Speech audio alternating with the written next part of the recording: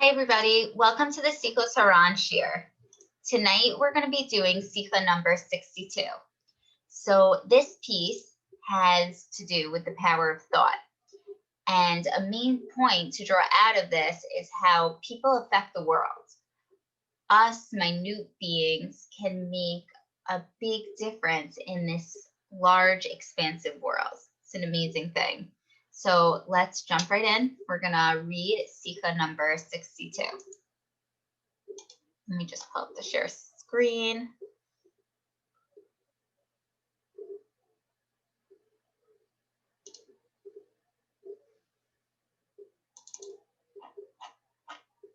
Okay. 62. Human thought has tremendous potential. Thought can bring about many things, even inflation. When thought is intensely concentrated, it can exert great influence. Every faculty of the mind, both conscious and unconscious, down to the innermost point, must be focused without distraction. When many people do this, their thoughts can actually force something to take place. To accomplish this, the concentrated thought must spell out every step of the desired results in detail. So Rebbe Nachman's telling us that we can, by thinking about something very intensely, we can force change to take place. And he's saying that a person needs to really spell out and envision from beginning to end in every detail of how they plan to accomplish this. However, a diffuse generalized thought, so on the opposite, a vague generalized thought, is like an incomplete vessel. Such an incomplete mental vessel can lead one to error. This is what happened to Nevad, who saw fire emerging from his member and thought that he would be king. So Nevad, who rebelled against David HaMelech, he saw something and he didn't think it through. And because of that, he did a grave error. You can also make use of this in your studies. You can focus on something so strongly that it comes true. So by thinking about something so intensely, Rabbi Nachman is telling us we can use this for Torah learning. For example, you can concentrate on completing the 4 sections of the Shulchan Aruch. You can calculate that if you study 5 pages each day, you'll finish all 4 sections in a single year. Picture in your mind exactly how you will go about this course of study. Concentrate so strongly that you are completely focused on this thought. If your desire is strong and your concentration intense enough, you will succeed. So as you can see, by planning out every detail, how this is going to happen, how much you're going to accomplish per day, how many days are there in the year, by planning out all those details, Rabbi Nachman is telling us you're going to succeed. You're going to make it. You're going to learn all of Shulchan Aruch. The same strategy can also be applied to other studies, such as the Bible, the Talmud with its major commentaries, the Rif and the Rosh, as well as the Arba Turim. The Rebbe said that the Talmud alludes to this concept when it states that thought helps even for the study of Torah from Sanhedrin. Rashi might interpret this Talmudic passage differently, but the Rebbe's explanation is also certainly true. The Rebbe did not elaborate further, but both are the living words of God.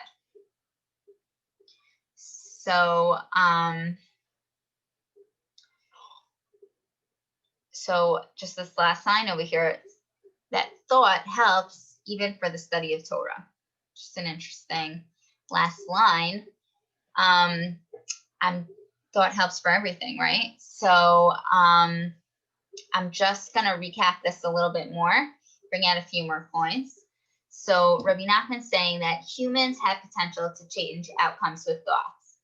And Rabbi Nachman mentions here, which I think is interesting, he mentions the conscious and the unconscious mind, that you need to use both in order to bring out this concept, in order to make a change happen. A person needs to concentrate so hard. And even at that point, you really need to imagine it down to its very last detail to make a real change. Like I said before, I just think it's interesting that Rebbe Nachman mentions this conscious and the unconscious mind. Sigmund Freud, who lives like 100 years later than Rebbe Nachman, gets credit for this unconscious mind, but clearly, there's this Rabbi Nachman thought of it. So Rabbi Nachman says that on the other end of this, thinking a thought down to its very last detail, there's having vague thoughts and generalized thoughts, and a thought that's not completely planned out. And this does not have that same power. And he even warns us it could even bring a person to error. So Rabbi Nachman advises us to use this power of thought with our learning. We can concentrate on finishing something. We can plan out exactly how much we will learn every day of the year. And this intense thinking will give us the power to see it through. So I just want to mention here, I think there's different aspects of thought that Rabbi Nachman's alluding to here. There's thought that comes to us, from like it's all potential. It comes from in the middle of nowhere. We get a thought that just comes into our minds, right? It comes from Hashem, and it comes, and we have this thought. And then there's like the second step of like, what do we do with this thought? Where do we take it from there? And there's this visualization that needs to take place in order to bring this thought down further. And then, of course, there's the actualization of actually making this thought into, bringing it into this world, to making it happen. Just very, very simple example. I walked into my house today, and I'm not the only one that thought this, I'm sure. And I was like, oh my God, my house is a huge mess. That was the thought that came into my head. My house is really messy. And then there's the visualization. Okay, so what am I going to do about that? How am I going to get this house clean? So I visualize sweeping the floor. I know that I need to do the dishes. I know that I need to pick up all the toys, so on and so forth. And then with that intense visualization, then I can have the actualization of doing it. And like I said before, making it happen. So I wanted to bring in another piece that spoke more about thought. And I found this piece in the first volume of the Tanya, this one. And I think that, again, like this really explains the power of thought and where thought and how thought comes into, plays into everything. So, so it's in chapter 3. I'm just going to pull up the share screen again.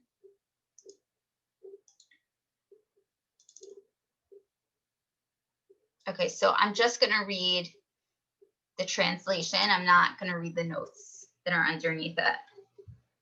So it might seem like I'm skipping around, just giving you a heads up. Okay, so chapter 3. I'm going to start by the 10 spheres are subdivided into 2 general categories.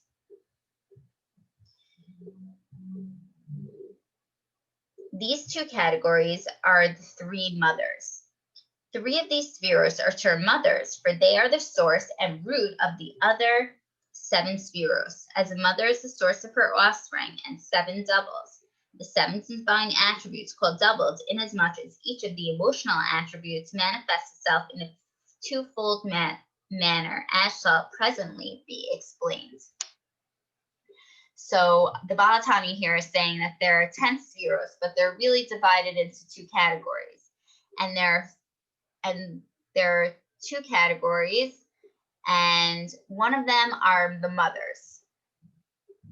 And the rest of them are like what comes off of it, like its offspring. So there's the mothers and the offspring of the 10 spheres. Chachma, Bina, Das, Chesed, Gvura, Tiferet, Hod, Yisod, and Malchus. I think I got all 10 there. Okay, so,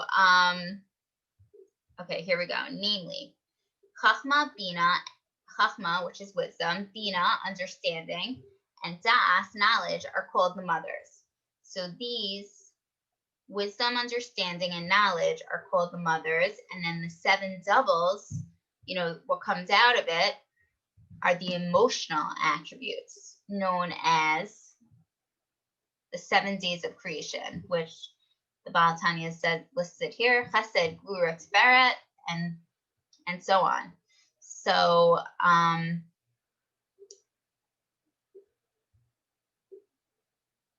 which, I mean, there's more to say on this piece, but what I kind of wanted to bring in, just gonna stop the share, is that this Chachma Bina Das, this, they all have to do, and he goes on to explain here, it all is part of Seichel, of intellect. So this Seichel, these 3 spheros, they're the mothers of all the spheros, and everything, all the other spheros, all are like emotional ones that come after the thought. So I think, again, it's just like alluding to, you know, what we were saying before, that there's the thought comes first. That's kind of what I'm trying to bring out. There's this thought, this thing that comes from on high, and then from there we actualize it and we make it into something. We make it into the other spheres, the emotions. You know, you could take it further. You know, my husband and I, we often teach that all feelings come from thought in the moment. Like if you're feeling sad, if you're feeling happy, it's because you're having sad or happy thoughts.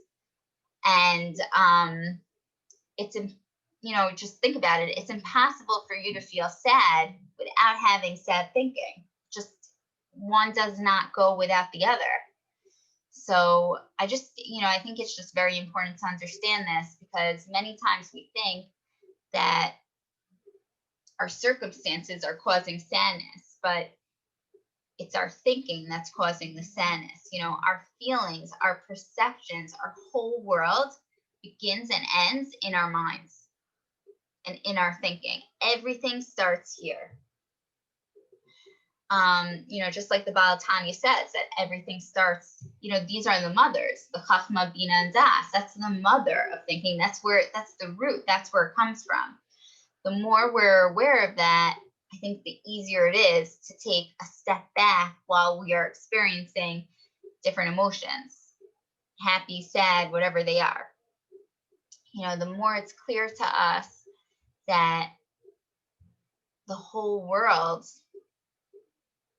is happening through what we through our perception, meaning what we perceive is our whole world. That's more of what I'm trying to say. I think the more we depersonalize things, you know, even with other people, just to bring it down. For example, when, you know, let's say me and my husband are, you know, in an argument and we're talking things through, like when I know that my reality, whatever I perceive, however I understand things, is very different than my husband, then I can listen to him without feeling threatened, without getting upset, just hearing him out for his reality, because his reality is different than mine, because we all have different thought that's coming to us, and we're all perceiving things differently at every moment. But again, like the point that I'm trying to bring out is that thought is the mother of everything. And as Rebbe Nachman's saying, also, like, thought is where it begins. Getting the thought and then planning things out can actually force change. So so I wanted to bring in another piece. I'm actually just going to do the beginning of it. It's Lekutey Maharan number 54. And this is, you know, Rebbe Nachman here shows again that everything begins with thoughts. And we're going to see from this piece how Hashem communicates to us through our thoughts. It's a very cool thing. So I'm going to pull up the share screen.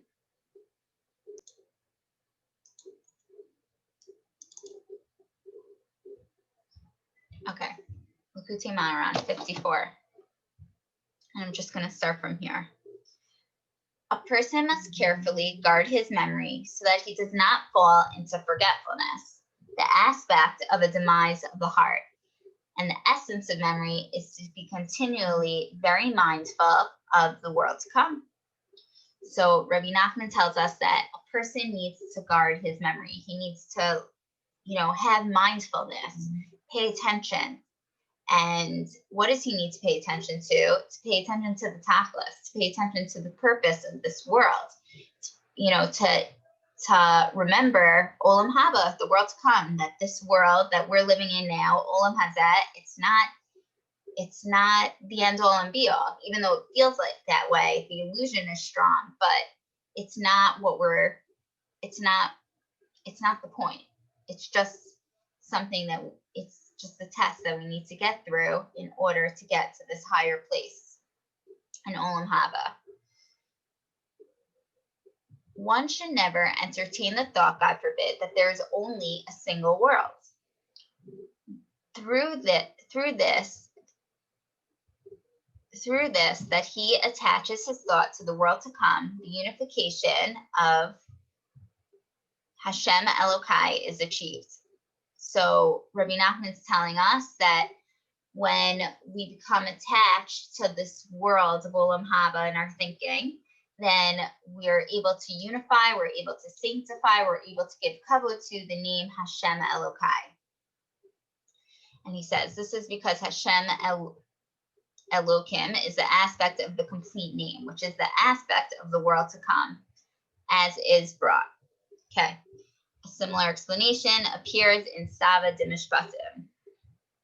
Okay. So Hashem Elokai, this is the illumination of faithfulness, the ascent of thought, and the world to come. So this Hashem Elokai represents attaching ourselves to this idea of the world to come. This aspect of always being mindful of the world to come, i.e., affixing one's thoughts on the world to come, applies in the general and in the particular. So we need to be attached to this world to come in general and in specific. And he's going to tell us how. In the general, this is how a God-fearing person ought to act. Right when he gets up in the morning, before beginning anything at all, he should immediately remind himself of the world to come. So the second we wake up in the morning, we should remember Olam Haba. We should remember what the point of this world, that this world isn't the main world, and there's something much greater and much holier to look forward to. Afterwards, he should do this in the particular. So after we do it in the general, meaning we wake up in the morning and right away we think about Olam Haba, then we move on to the specific.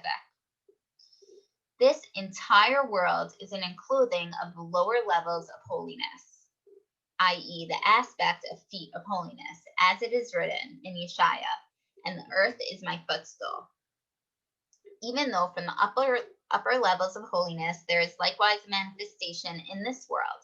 However, in this world, the manifestation is not enclosed in the essence, but is only as the radiance that shines in the aspect of the feet. So in this world, we're not getting the full effect of Hashem's radiance and glory. We're getting, a diluted version, so to speak.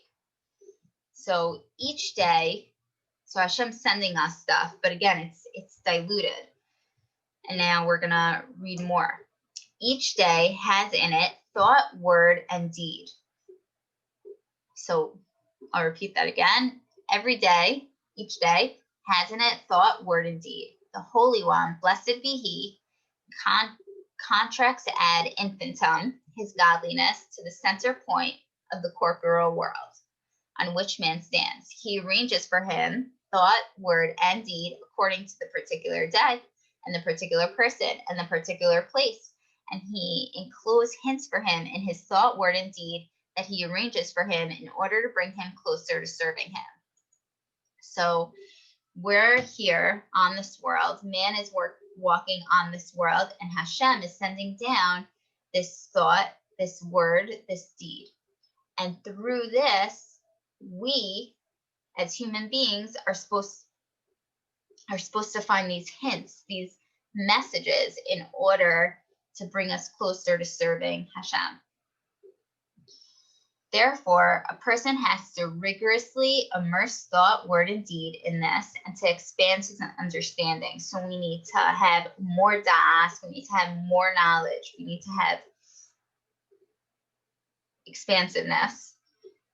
to understand what the particular hints are that are enclosed in the thought, word, and deed of this day that the Holy One has arranged for him, whether in physical labor or business activities. So no matter where we are, no matter what we're doing, we need to work on having this expansiveness and this like more knowledge and da'at in order to understand what these hints are. And in all this that the Holy One arranges for him each day, he has to deepen and expand his thoughts on this so as to understand the hints of the Holy One. So again, so we have to deepen our thoughts to understand these hints that Hashem is sending us. Nevertheless, expansion of the intellect in this must be with measure so that it does not go beyond the limit of holiness. So Rabbi Nachman's warning us here on the opposite end, just be careful.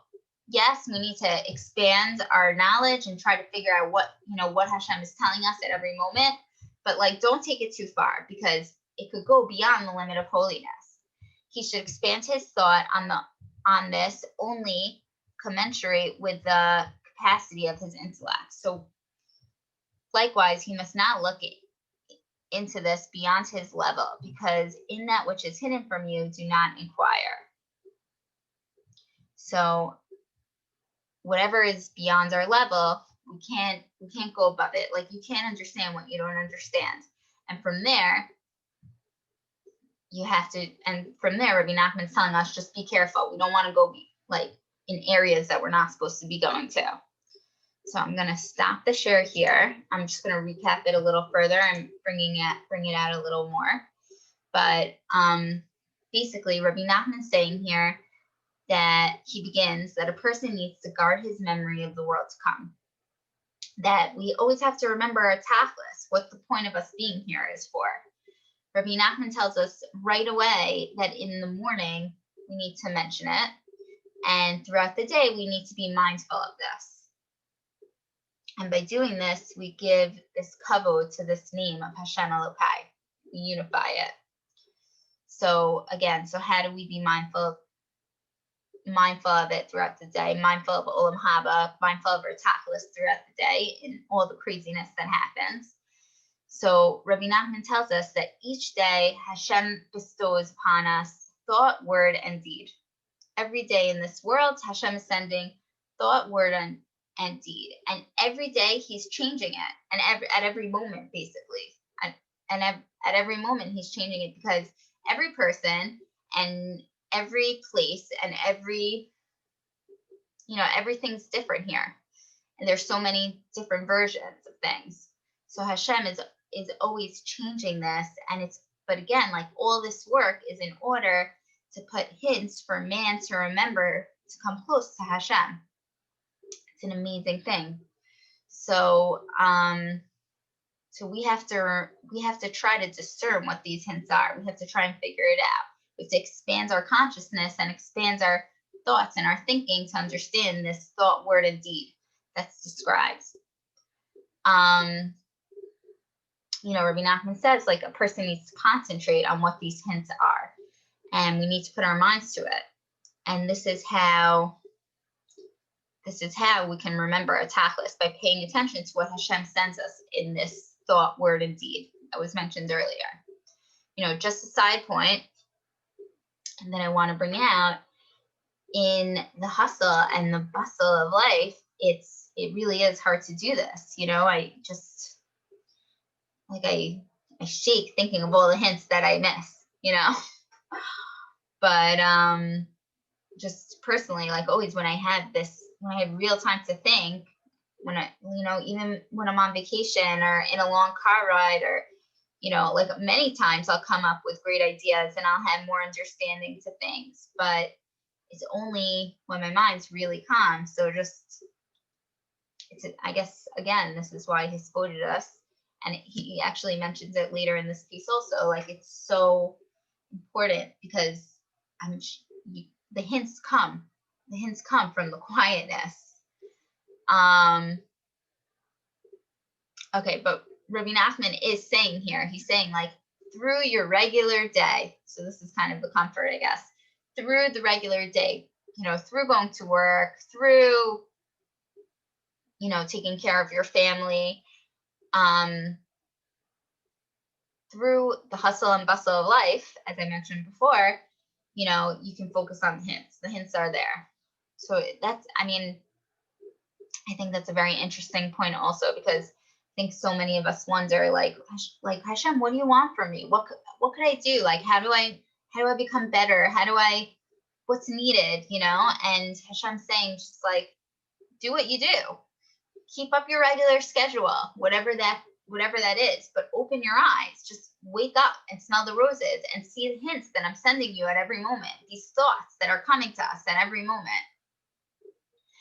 And the last point of this is, again, that Rebbe Nachman warns us that there is a limit to expanding our intellect. And he says, don't take it too far. Like, don't try to understand what you don't understand. And don't make it into something that doesn't make sense because you're just trying to understand it.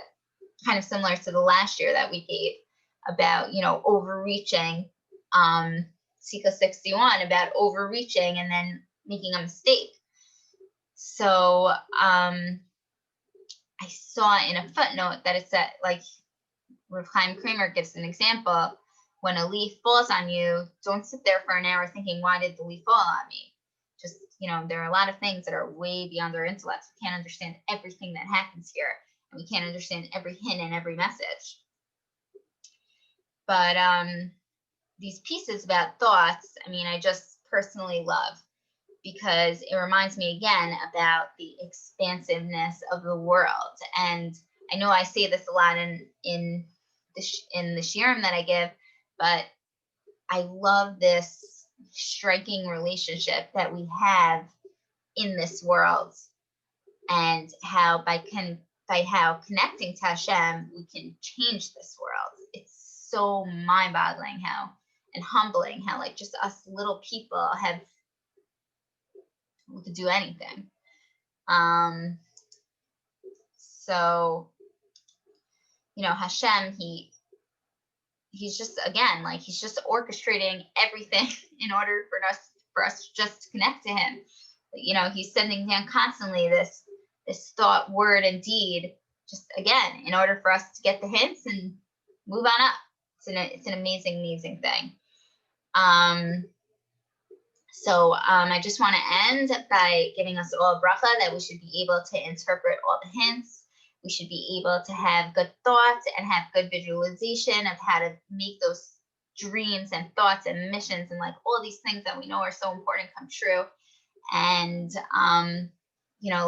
we should make it happen. So thank you, everybody, so much for listening, and have a wonderful night.